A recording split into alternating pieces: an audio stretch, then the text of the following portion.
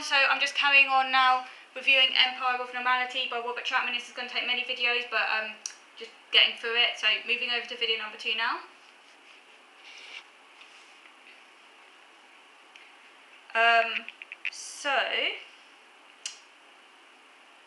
Through the neurodiversity lens, Chapman began to wonder whether since the very start he had been disabled by a neuronormative society, which hindered his learning and his prospects because of a structurally ableist world. Again, he talks about disability pride as well. The idea that neurodivergent people could collectively change the world to make it more inclusive. But he says that most neurodiversity activism continued in a liberal, rights-based framework, focusing on incremental reforms within a current system. For example, autism-friendly hours in cinemas and shops and more inclusive classrooms.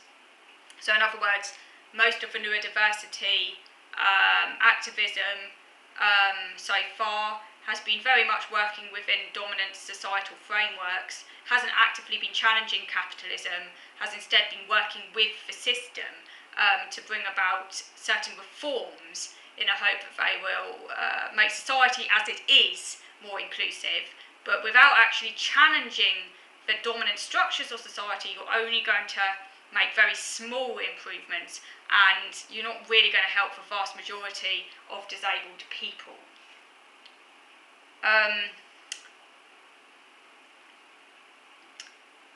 then he talks about how many experts in the old medicalised paradigm began rebranding as neurodiversity experts without changing their approach. He also says that co-option leaves the dominant political order unchallenged. He talks about the apparatus of societal forces that disenables remained in fact. Because from Chapman's perspective, it's very much a capitalist order that disables, and that if you got rid of capitalism, replaced by some sort of socialist or communist society, you would no longer be so disabled. I'm not sure if he would go so far as to say that disability itself, I think he would argue that there would still be some forms of disability, because he does make it clear that his approach is a bit more nuanced than that, to do him fair. But he does very much emphasise how it's capitalism that really disables people. Anyway, I'll get more into that later. He talks about how liberal reformism mainly helped those already privileged, so for example white middle class, usually men,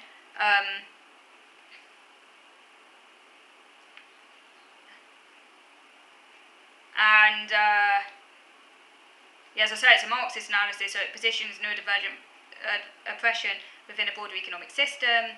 He dislikes most Marxist analyses of mental health, since they're grounded more in the anti-psychiatry that he sees as reactionary, and I'd agree with him there. I'm very much against anti-psychiatry myself. It's very, very right-wing. It denies mental illness, it denies disability, and often this obviously facilitates government cuts, so I agree with him there. But as a Marxist, he brings a deeper understanding of neurodivergent disablement. So he calls this neurodivergent Marxism. This is a challenge to both the liberal neurodiversity movement and the orthodox Marxism. So he says that while all societies and economic systems have some standard of what is considered acceptable mental functioning, and while some mental illness and disability will always exist, he says capitalism is disposed to much tighter standards than other modes of production. He says that many workers today perform cognitive and emotional labour more than the manual labour of Marx's time, resulting in tightening neuronormativity and increased disablement. And he says that even when class mobility increases, a different kind of domination, for example regarding neurodiversity, arises in equal measure. And he also talks about much more widespread mental health problems under capitalism than, say, in previous times. So I'm a little bit sceptical about this. I'm not denying in any way that capitalism can and does worsen people's mental health. I think that's quite obvious. And that we would all do better in a more equal society, like, following more like a Scandinavian model sort of thing. it's undeniable that inequality increases mental health. Even relative inequality increases mental ill health. That's undeniable. But I am sceptical about this idea that previous societies had less mental ill health. Like, I don't really think we really know. I mean, like, they talked about it differently. Like, psychiatry itself is a very recent phenomenon anyway, like categorising and, surveying. That's a recent thing. I didn't do that before, in a systematic way, in like pre-capitalist societies, because you didn't have a sort of state kind of apparatus to be able to collect all this information. They also didn't have the understandings of mental health that we do now. They use different language.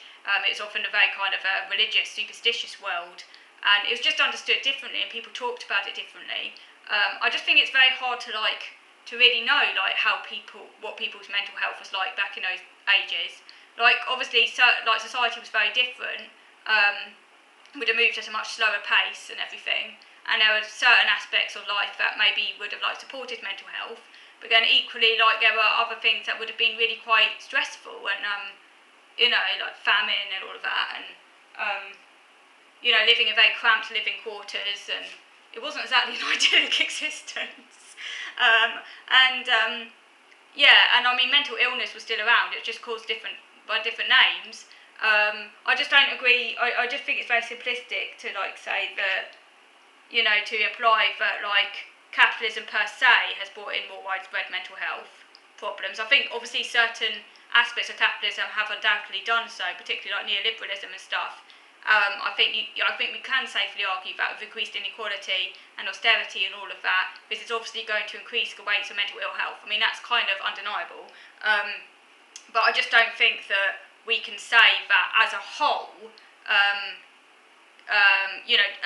don't think we can argue that as a whole thing that capitalism in and of itself has brought in more mental ill health and say maybe existed under feudalism, because we just don't know. To me that just seems very kind of simplistic.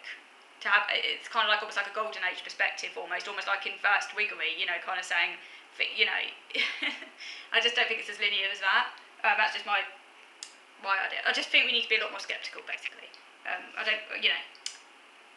suppose it fits very well into his particular way of thinking to argue that.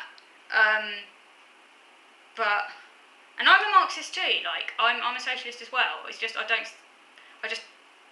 just think we need to be a bit careful about making these generalisations about mental health under capitalism, say vis-a-vis under feudalism, because without having the information to really be able to know.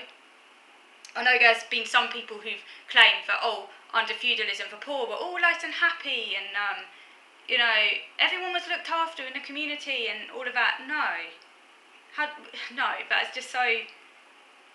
No. That's just way too simplex. No. But anyway, I won't go into it now. Anyway, moving on. So he talks about how empire of normality is an apparatus of social practices, economic compulsions, etc., that emerge from the fundamental dispositions of capitalism. And that brings in much more restricted bodily, cognitive and emotional normal range than those seen in any previous society. And that's quite a sweeping claim, isn't it, again?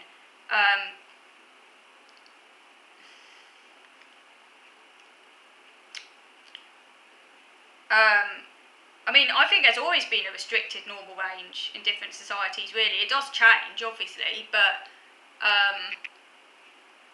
I think there's always been a kind of idea of what's normal and what's not normal, and people who've strayed from the norm have always been punished, but obviously the way they've been punished has obviously varied. And obviously capitalism has been far more systematic in its ability to kind of punish people because of the state infrastructure which didn't exist to do that in pre-capitalist societies.